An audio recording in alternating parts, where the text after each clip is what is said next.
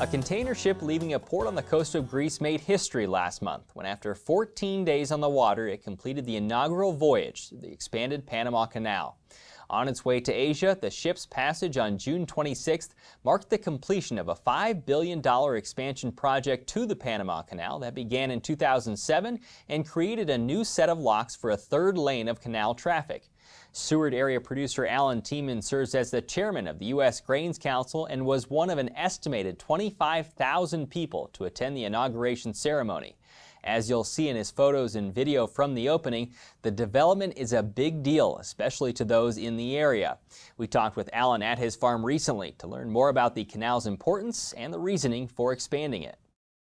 Well, it's just global trade and the importance of global trade, and up to this point we've had Panamax size vessels, which means the maximum size would fit in the Panama Canal. We've got Neo-Panamax vessels now able to traverse the 50 miles across Panama without having to go all the way around South America. So it's really enhancing global trade and really truly a need, and maybe even a need for larger expansion in the future. What are the dimensions of this canal compared to previously?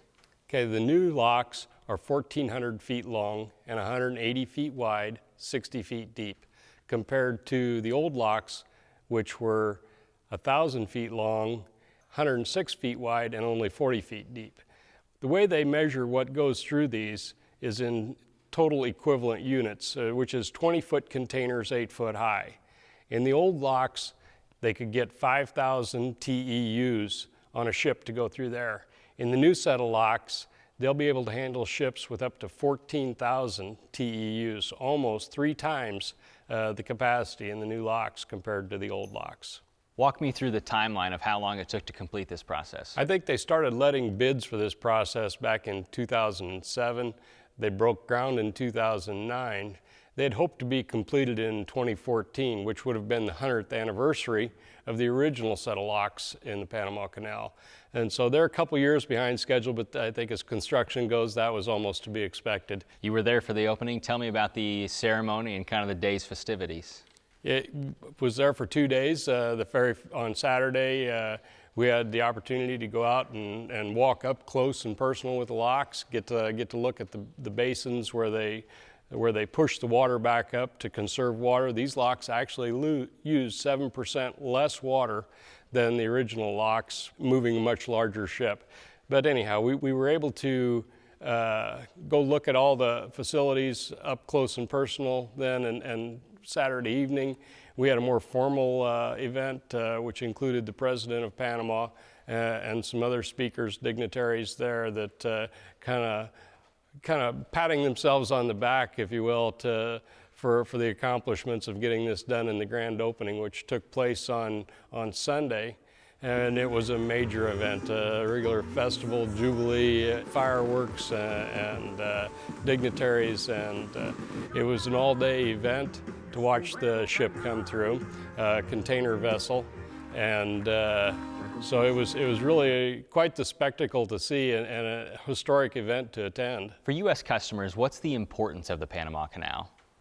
Oh, it's just all about trade. You know, it's a neutral territory. Anybody can use the canal, and it enhances our ability to ship grain to other countries, especially Asia, through there. Right now, the big advantage is going to be in container shipping, and we do ship, say, distillers' grains and like in container ships.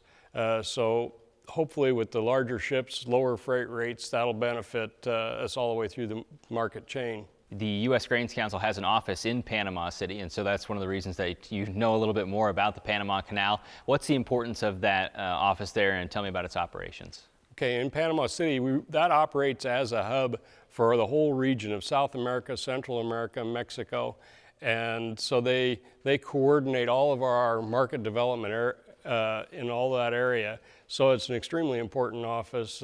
We've got a lot of activity in that region, especially with the free trade agreement we've got. Colombia has just been a hot pocket of demand, and so we're really excited. I know our office staff there do a lot of traveling back and forth. They are really working to build ethanol and distillers grains demands in Peru and Chile. And so they're busy, busy, busy in that region. Panamanians approved the Panama Canal expansion in a 2006 referendum with more than 75% of voters in favor of the project. The United States completed construction of the original Panama Canal in 1914.